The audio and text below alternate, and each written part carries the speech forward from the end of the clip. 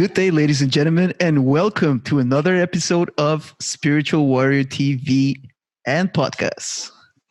And today's guest, she's an Akashic Records practitioner, an intuitive spiritual teacher and healer, also known as the psychic. She's trained many spiritual teachers and leaders in how to access the Akashic Records and develop their psychic sight. Without any further ado, I want to give a big warm welcome to Daniela Gil. Yay! It's so nice to be here. Thank you. It's a pleasure to have you here, Daniela. I'm going to take this time to connect with such a loving and nurturing energy of yours. Thank you.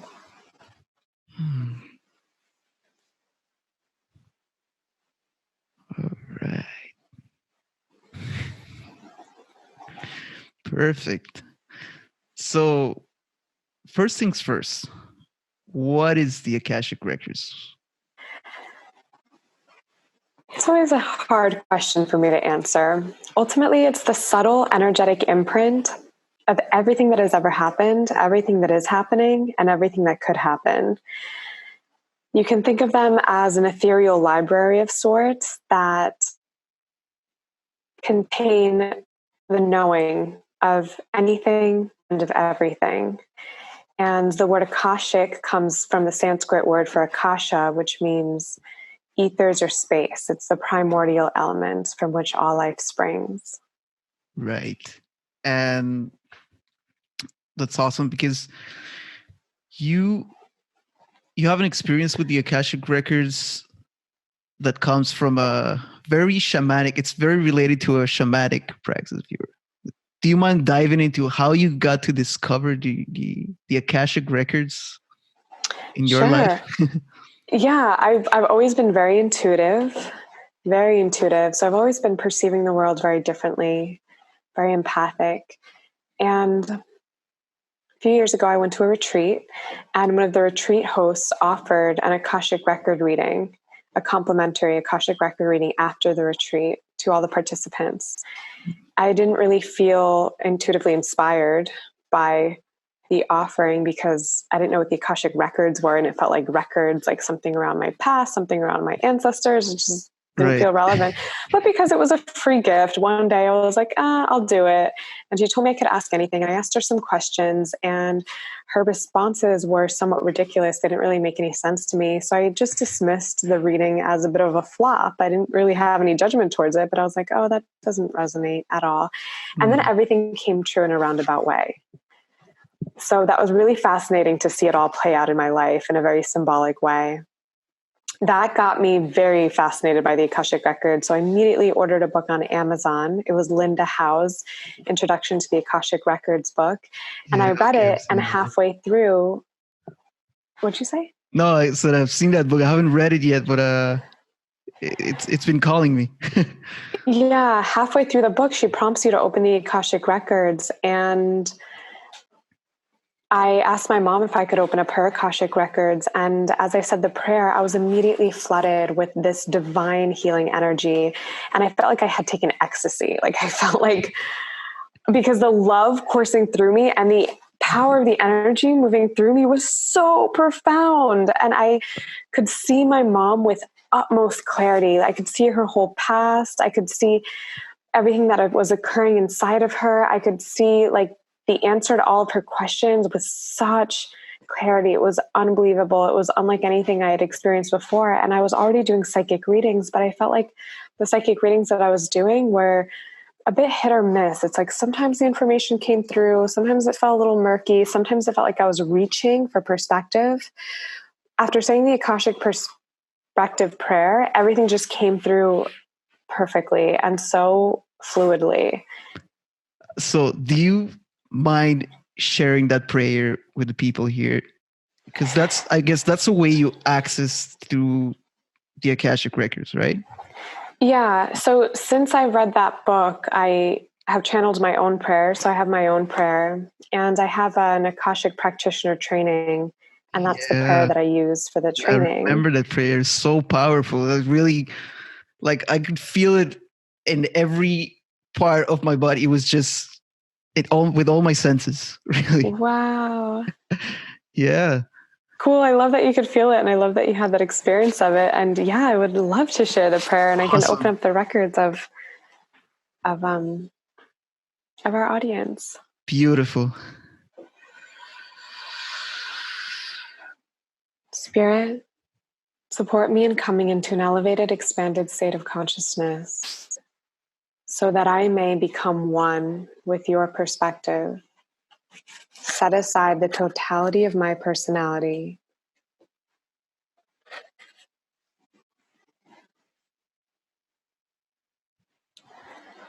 so that I may serve as a clear channel for your divine loving guidance and knowing. Allow me to see our audience as they are seen in the light of the Akashic Records. Help me to know them as they are known in the mind of God.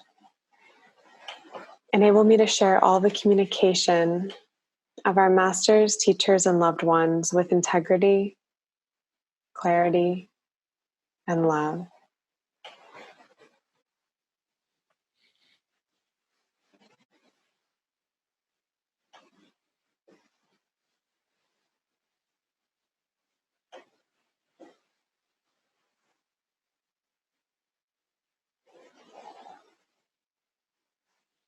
And so it is.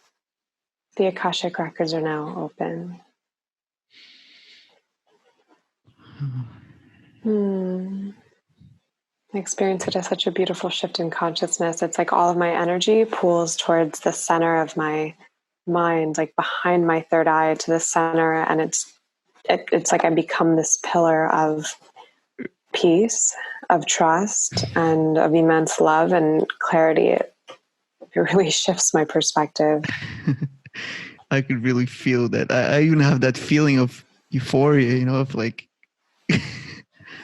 that pure love. Love that. All right. So, one question for the Akashics. You know that we're going through very uncertain times right now, and there is a certain chaos that we see, and people are asking themselves a lot of questions, right? So I'm just wondering, what's your input in that? What's the Akashic input in that? And is there a possibility of seeing a turnout, or like a possible outcome, or any other message that the Akashic might have for the collective? I love this question. So there's a lot happening right now, and ultimately, the way that I see it is a destruction of a lot of the systems that we have in place, a lot of the ways of being that are no longer serving us and are not rooted in love, trust, and unity consciousness. So we're seeing a lot of our addictions or attachments being stripped away from us. We're seeing a lot of what we identify with, what we falsely identify with, also being taken away from us. We're seeing a lot of the systems in place that feed off people in perhaps a more parasitic way, that don't necessarily empower people, that don't necessarily have everybody's best interests at heart, or that are not working in harmony with the environment, with the earth. All of that is beginning to die away. And we're also being asked to shift into a different perspective in the way that we perceive life. One way in which we're being asked to do that is that we are healing our relationship to death. For so long, our perspective of death has been so perverted. We think of it as something that has gone wrong, something bad, something so awful and tragic. Meanwhile, death is simply a radical transformation, and every single being on this planet, everything that exists, is inevitably going to die. And anytime that you read about near-death experiences, it's the same story over and over and over again. People die and they experience so much love and bliss and this Yeah, extraordinary perspective, and they're even more alive than they felt while in the human body. So exactly. It's just like opening a door, closing one door and opening another one. It's just like part of the whole cycle of things, right? yeah, it's like people experience it as an awakening. So collectively, humanity is healing their relationship to death, and they're learning trust, and they're also recalibrating their relationship to their minds. For so long, our minds have been running the show in a very imbalanced, disempowering way. And now we're learning to use our mind differently so that we can work more with the intelligence of the heart and the intelligence of our intuition and the aspect of us that is connected to the all-knowing cosmic mind. Right. That more feminine energy, like try to coming back to a balance, right? Yeah, to more being, and to really valuing the being and valuing the feminine aspects of nourishment and of receptivity and the void, and knowing that all of that is equally as valuable and that our value is inherent within our being. Yeah, It's I not have a based upon feeling our of that too. productivity. Sorry. Oh, and I just finished with, and it's not based upon our productivity. True. Yeah, no, I have that feeling too of like there's a much needed balance right now. It's like the earth has that feminine nurturing energy, and we are not in balance with it. So I don't know. This is my feeling of it. It's kind of like Yeah, the earth is getting rid or like purging all the stuff that is not in alignment with it. absolutely.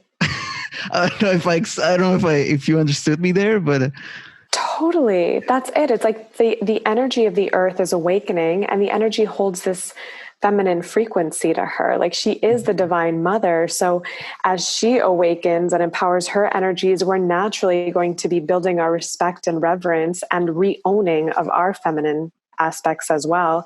And also everything that is not in vibrational alignment, exactly what you said, with the earth or with this ascension process is being purged and cleared and reconciled at this time, because the earth is ascending. That's what's happening. And ascension just refers to a very quick and accelerated elevation of consciousness.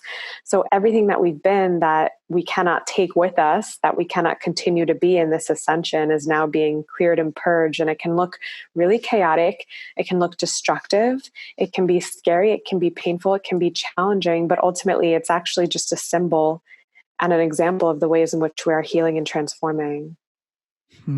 beautiful. I love the way you explained it. It's really very, very clear.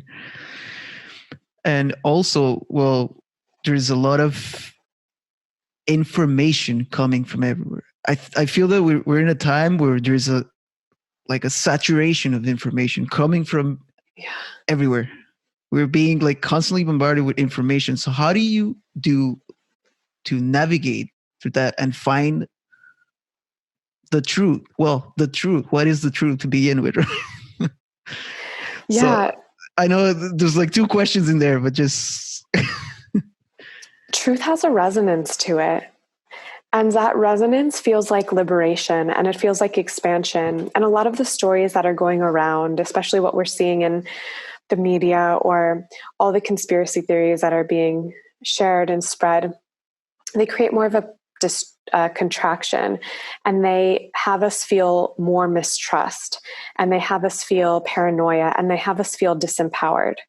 And when something that is presented to you as a truth begins to make you feel these ways, you know that it's not necessarily true, because the truth of life is trust.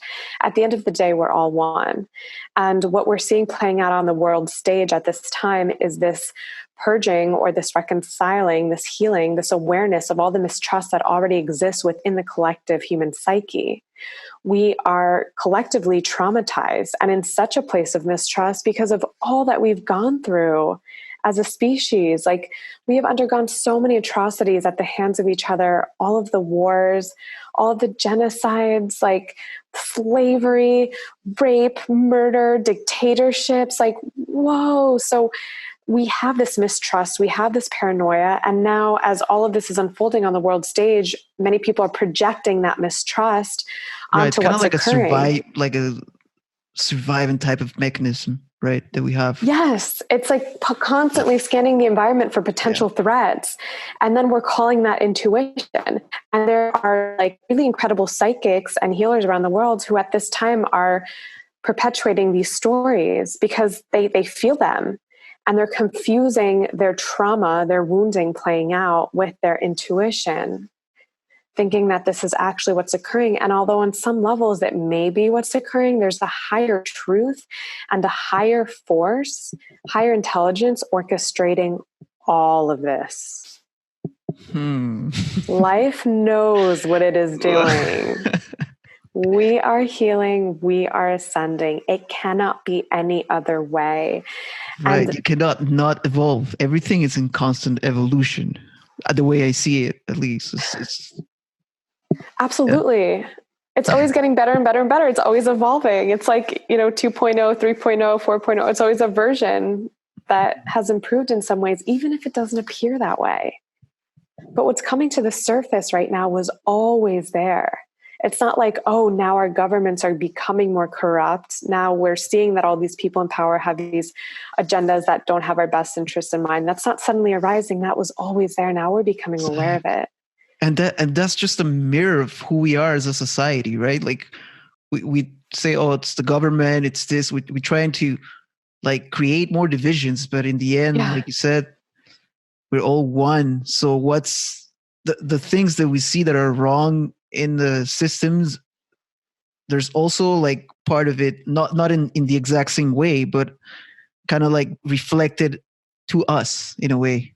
I don't know if Absolutely. There can be a tendency to blame and to like label something as bad or right. label it as wrong, when in reality everything is coming from this pure place of innocence. And everything that we're seeing externally is a representation of an aspect of our consciousness. Yeah.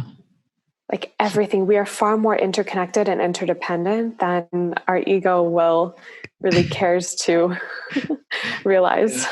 No, and I'm glad you mentioned all of this, because I consider myself a truth seeker. Like I'm always like constantly trying to find new ways, new information, new stuff that resonates with me or not.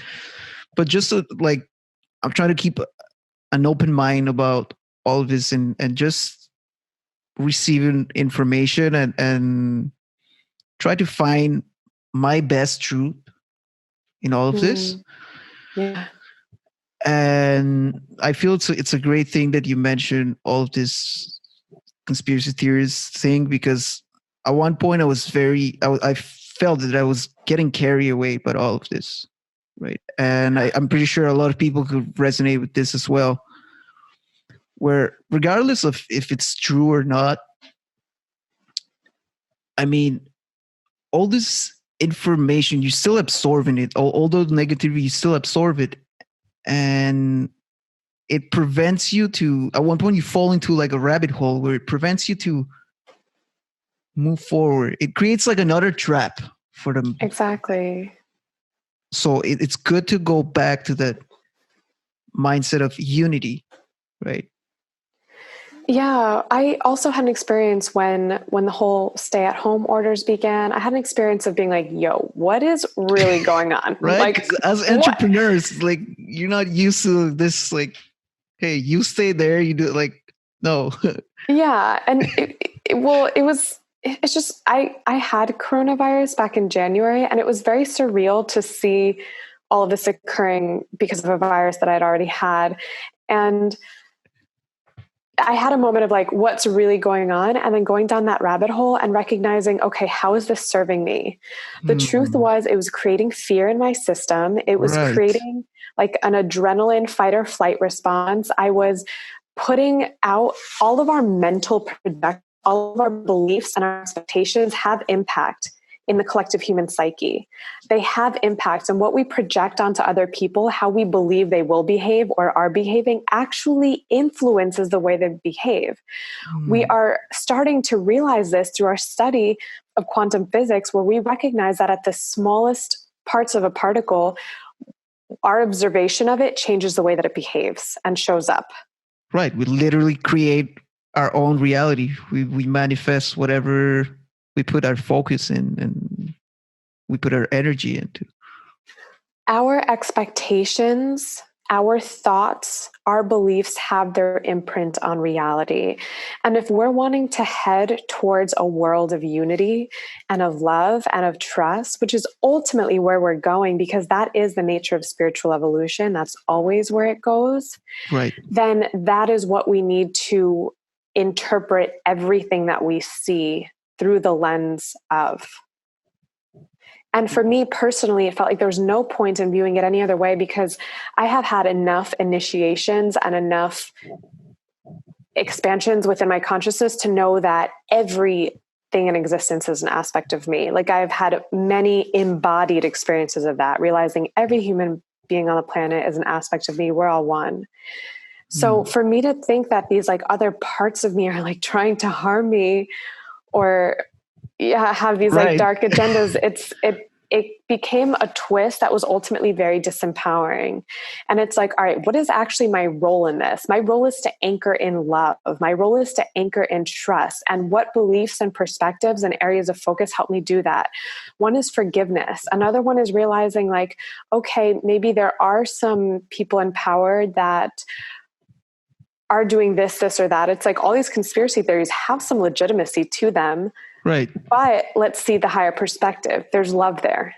Right. And there's also a purpose of why this is happening. There's, it's all part of the process. It's about embracing the whole, because it takes that to evolve from something, right?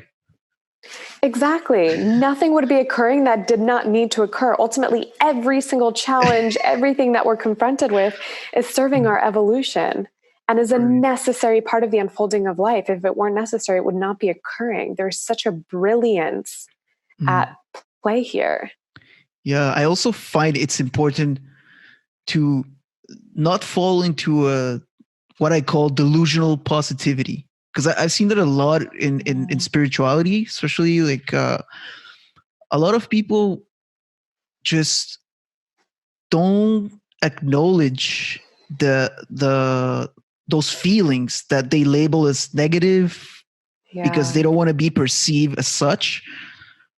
But I think it's important to acknowledge that and to have these conversations, like just having this honest conversations about how we genuinely feel. I think that's the best way to start evolving to something better, to something much lighter. Right? Yes. Because just like merely hiding those emotions or like burying them, it's not going to serve us any good. No, it's like a further repression, suppression, denial of aspects of self, which gets really messy. So yeah, I love what you're saying, the importance of honoring and embracing all aspects of ourselves, everything that we're experiencing, all of our emotions, all of our perspectives, knowing that they're all valid in their own way and they're just other versions of the truth. And ultimately there is no highest truth. It is just an infinite number of perspectives that all are holding parts of the truth. The highest truth is really the culmination of all perspectives. And certainly in moving through this whole COVID quarantine experience, when it first started, I really was guided to feeling some deeper, what you might call darker emotions, and of allowing myself to cry and allowing myself to punch pillows and doing it with a sense of freedom and joy. Like being like, wow, I'm just really letting this move through, and it feels cathartic and it feels almost orgasmic. And it's like when there's no resistance to the grief or to the confusion, it feels beautiful. It's a lovely feeling. Yeah, of course.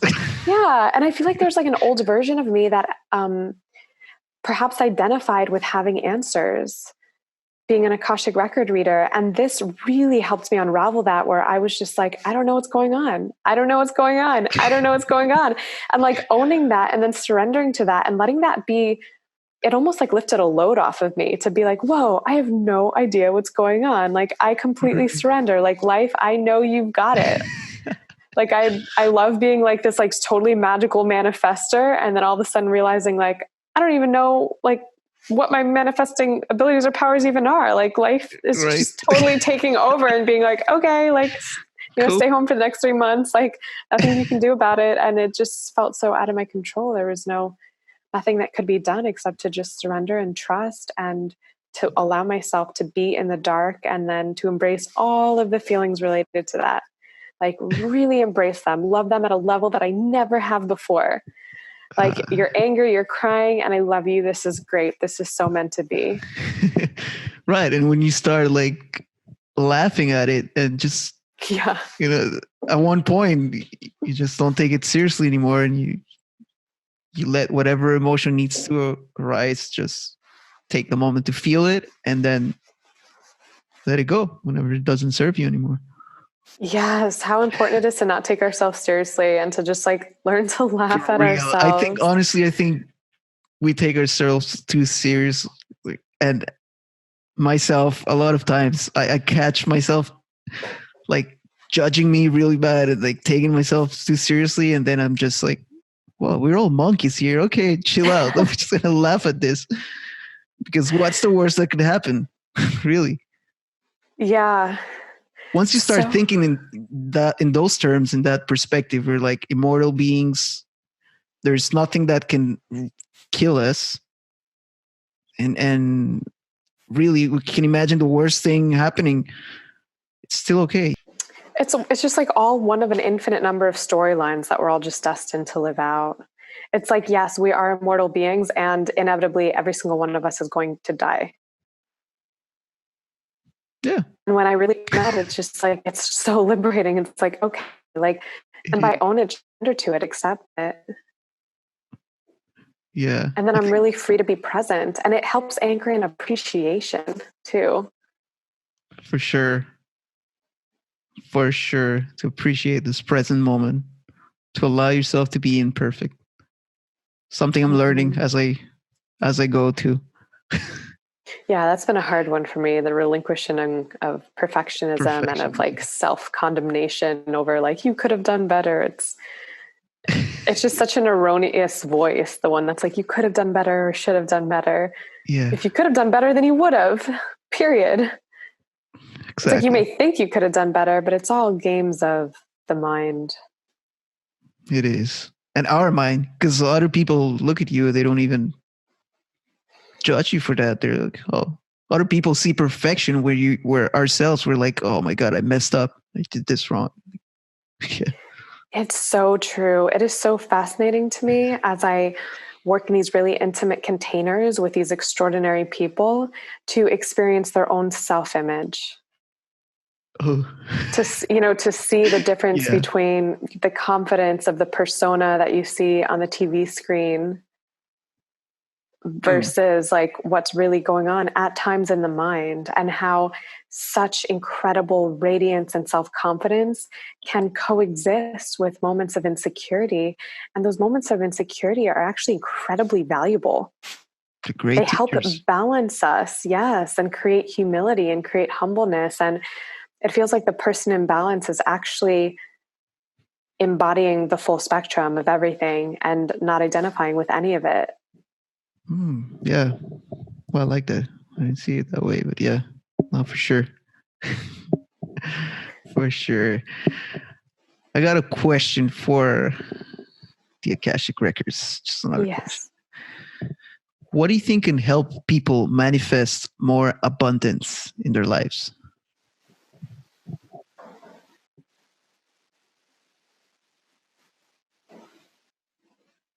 Trust and generosity. We must know ourselves to be the source of abundance itself. And when we begin living according to this feeling of abundance, that is naturally what we will be experiencing. And one of the fastest and easiest ways to proclaim to life, like I trust in my abundance, is through generosity. Through generosity, that's a movement of energy. We are giving. Our giving creates a movement of energy. That movement of energy actually invites more in, and it also creates a space for more to come in. So generosity works on various different levels to help us create greater abundance.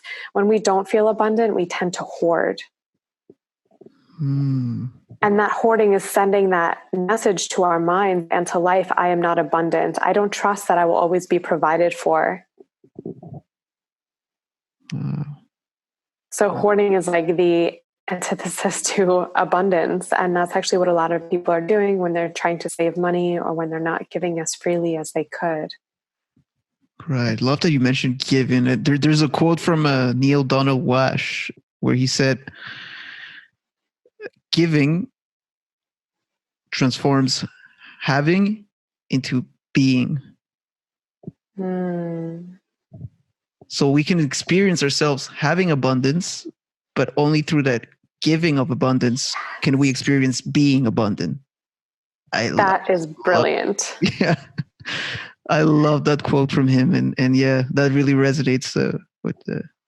Whoa, I love that shift, because really, what's the point in having abundance? Right. It's in the being that we have the experience of it. Exactly. The same applies for everything, for love too, right? What's the point of having love if you can't share that love? Once you share that love, you start being love, right? You start. So true. It's like, I have all this love to give. Like, what does that mean? And then it's like, oh, now I'm giving the love that I have to give. Oh, okay. Now I'm experiencing it. Now it means something. Yeah, I love that quote. But yeah, it's definitely a book I recommend, guys, for everyone watching Conversations with God. That was really a life changer for me. I love that. Nice. Thank you for the recommendation. My pleasure. So just a quick question about the Akashic Records. How do you know when the information you're finding, it's not your mental, but because sometimes our minds, they can play games with us, right? Yeah. How do you know it's not your mental and it's actually the Akashic Records information? How do you distinguish? When it's mental, it feels like it's something that I'm coming up with. Okay. Or formulating in some way. When it's Akashic, it feels like it's implanted in my mind. Like it's simply something that is received and then communicated, and it flows, and it doesn't necessarily make sense to my human mind. Oftentimes I will begin speaking and I have no idea what I'm talking about, or why I'm talking about what I'm talking about, or even where it's going. And I can start to notice when my mind starts to get involved and starts to pull on things that I've seen in the past, or ideas that are preconceived in a sense, what already exists in my mind. So I can feel myself doing that. And I'm certainly not immune to tapping into my mind when attempting to tap into the Akashic Records. But the Akashic Records just have a very fluid frequency to them. The Akashic Records also hold an energy of trust, and they hold an energy of anything is possible. So I know that I'm in the mind when what is coming through feels more choppy. Like if it starts to get choppy, it's because it's interrupted by me analyzing or trying to make sense of it, getting the mind involved. I know that it is the mind when I start searching, because in the Akashic Records, there's really no searching. It's simply asking a question and then receiving the perspective, and then finding a way to allow the energy to flow. So just like let the words start coming out and flow as they will, or let the expression begin to move through you as it will. If ever I start hesitating or I see something and I doubt it, I know that it's the mind. Okay. Any sort of hesitation or doubt feels like it's more of the mind. Okay, so kind of like the Akashic would be kind of like an instant Wi-Fi per se, and the mind's like more popping it pieces. It's like, yeah, exactly. It's very easy. But sometimes what comes through the Akashic Records is just an energy that almost feels beyond what anything that I could possibly put words to.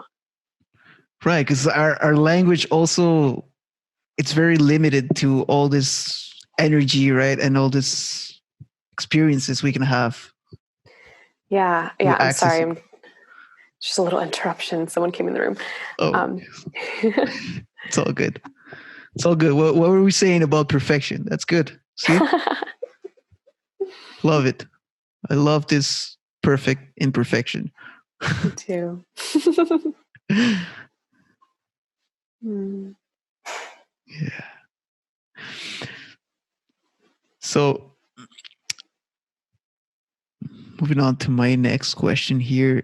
Have you ever experienced like animals in any of your Akashic readings, or sort of like shamanic or experience with animals? Yes, primarily with people who have strong relationships with animals. So, when doing readings for them, sometimes if they have a really strong relationship with the animal kingdom or a certain species of animal or a certain animal, it'll come through really clearly. But Mm, oftentimes, things are communicated through Akashic record readings, not from like any one sort of symbol or any one guide.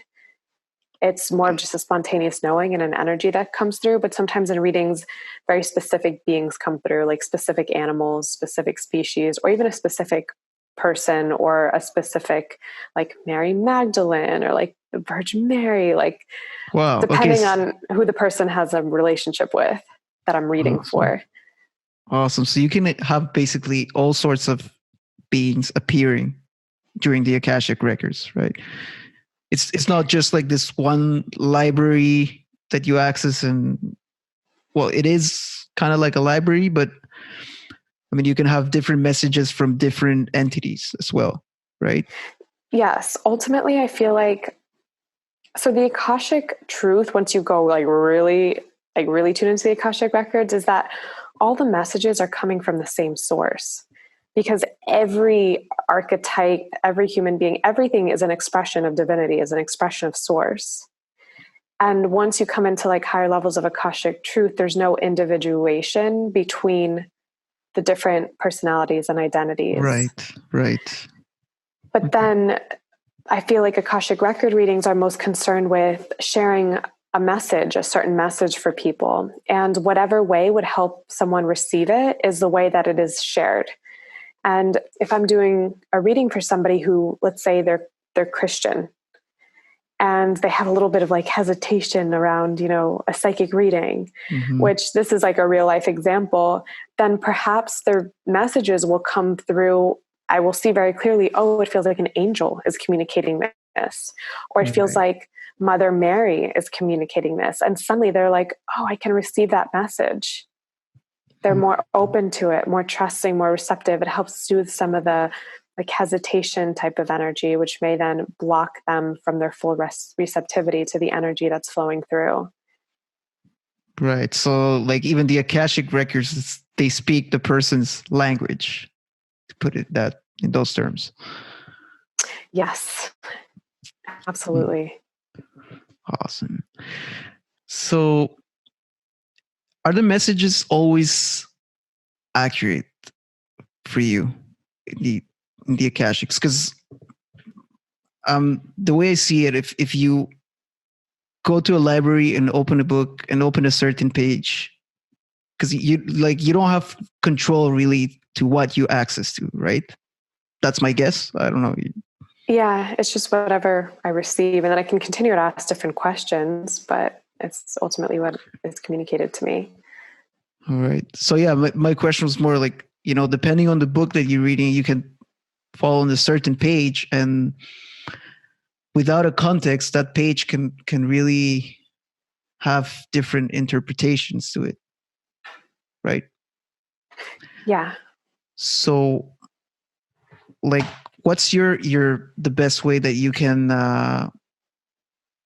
find a message that's accurate for a person doing a reading too? To really do my best to just get completely out of the way and not even worry about accuracy and just worry about on authentic and real about what is coming through and everything that I'm seeing and feeling and sensing, and letting go of any ideas of, oh, I want this person to like the reading, or I want to be accurate, or I want specific details to come through to prove that this is a legitimate reading. It's just like letting all of that go, setting myself aside, and what is really coming through. Like, what is real? What is alive? And how can I speak most directly and eloquently to that? Love that authenticity coming from you. It's like, I like the way that you're not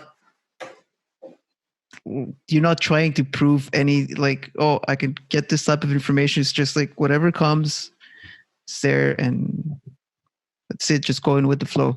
Love that.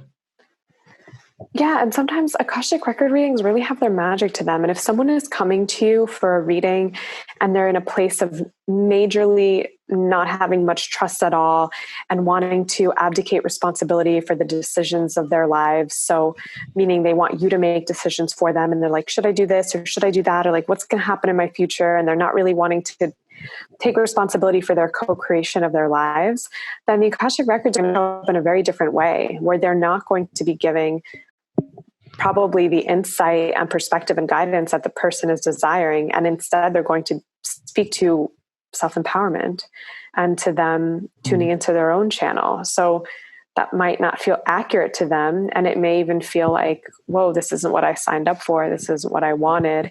Yet it's exactly what they need. And that's how the flow of information will come through. Right. That's the difference between like having our expectations met and what's really in there as the information, right? Because a lot of people, they have in their minds this particular outcome of how is it going to be, when in reality it's just the information that's available, that's best for them at that time of their soul's evolution, right? Yes, exactly. And I think it's really important to let go of any expectations of ourselves as practitioners and not have ideas of like, oh, I'm going to make this person feel good, or I'm going to give like an accurate, detailed psychic reading, or I'm going to answer all of their questions. We're just here to serve in whatever way that looks like. And sometimes that can mean illuminating things that are hard for someone to see, which could lead to them feeling triggered. And then we might think like, oh, I triggered someone, I've done something wrong. Perhaps triggering them was the greatest act of love that we could offer. Perhaps they needed to be triggered at that time to make their own realizations. And that's mostly the case. Whenever we all feel triggered about something, it's because it's teaching us something about ourselves, right? Yes. Yeah, and integrating that learning always leads to a liberation where we are no longer bound by that unconscious pattern or wound or whatever it is that has been triggered. Right. Love it. It's like all of our triggers are touching upon unreconciled aspects of self. It's just we've hit upon a wound, and we cannot heal a wound until we become aware of it. So being triggered is such a brilliant opportunity, and it truly is, from a soul level, such an act of love. Of course, that's the first step to work on anything, is to realize that and acknowledge that it's there to begin with. Yeah. For sure. So, what can we expect from Daniela Gil in the upcoming days, weeks, months? I don't know. Whoa. Yeah. Ooh. More of these, more podcasts, more sharing. I like sharing. Love it. Me too. Can you tell? I love that you're doing this. It's amazing. Yeah, honestly, it's an inspiration I got, and I wanted to do it for like the longest time. And of course, all my fears holding me back. And well, finally, I decided to take that to the next step in my own evolution. Be like, you know what? Yeah, I still feel the fears, but I'm just going to go out there still with all my imperfections, everything. Oh, that is such a golden reminder for me. Thank you. Because I feel like I hold back so much because I'm constantly waiting for my channel to be more clear. I'm constantly like, it'll be more clear soon. Like, ooh, I think this other spiritual teacher has greater clarity than me. I'm not going to share yet because like, I'm still working on myself. I'm still clearing my channel. Like, I'm not enlightened yet. Like, Mm. It's like, I don't want to put anything out there that isn't true and real. I don't want to like mislead people. And like, it's beautiful to come from that level of integrity. And I realized that I'm just engaging perfectionism and like completely holding back. Yeah. No, And let that me can be tell you really that valuable. I felt a lot of real coming from you. There was a lot of love and very accurate. All the messages you gave, and to me, everything really resonated with me, at least. Beautiful. Glad it resonated. So yeah, so more of that. And I'm excited to share, I have an online Akashic Records practitioner training, which is not just a training. Yeah, it's called Akashic Metamorphosis. It is a chrysalis. It is a total letting go of everything that we think we know so that we can create a connection to the Akashic Records, and so that we can become channels, and so that we can activate our psychic sight. That's probably one of my greatest gifts, that I offer transmissions that help people connect to their intuition and to their psychic sight and trust and believe in themselves, and also open their hearts and open their like expression. So that's what I do. So I have this online training that brings people into connection with the Akashic Records, and then guides them in using the Akashic Records for their own self-development, and also teaches them how to offer Akashic Record readings in a really clear and empowering way for loved ones or for clients, or even to become, a full-time practitioner of Akashic Record readings. Sweet. Yeah. That's awesome. Yeah, so I have that on my website. And then I do one-on-one readings, which I love to share. It's so much fun. And they're radically different than the group experiences. They're just very specific and that's for awesome. that one person. So you got that, guys. Where can we find you on Instagram? It's Daniela Gil Love. And I spell my name with one L, Daniela and Gil. Okay, Daniela Gil, 1L. I'm going to put the links there in the description for people to check it out. Cool. Daniela Gil Love, your website is? DanielaGil.love. DanielaGil.love. All right. So go follow Daniela Gil there on social media. Yeah. Love to share with you guys. And last question to wrap it up. Yes. What is your best tip for making this world a better place? Oh, love yourselves and love each other. And the better that you take care of yourself and love yourself and become so present with yourself and treat yourself with so much compassion, the easier it'll be to show up in these same exact ways for others. Trust in the unfolding of humanity. Trust in all of these changes, what may look like chaos, what may look like challenges. Trust that collectively we are birthing a new earth, a new way of being, a new way of relating to each other, where we are creating societies of greater harmony, rooted in our knowing of our interconnectedness and interdependence with all, and rooted in love, and where we are all behaving as stewards for the earth, where we are truly caring for our planet, caring for each other, and living in harmony with all. That's what we're giving birth to. And this is what it looks like. And it can get a little crazy at times, but it's all a part of the process. So you have full permission to trust. Wow. Yeah, I think on that note, and wait, I guess we need to close the Akashic Records now, right? Yes. Okay, Yes. cool. Thank you. Thank you. Thank you to our masters, teachers, and loved ones. Thank you to the Lords of the Akashic Records. Thank you for this beautiful transmission. May it all be integrated with ease and grace. I love you and I thank you, and I appreciate your presence in all of our lives and all of the support that you bring to our human experience and all of the divine healing energy that has been brought forth. And I love you. Thank you. The records are now closed. Amen. The records are now closed. Amen. The records are now closed. Amen. Wow. Thank you so much, Daniela, for being here. It's really a big honor for me.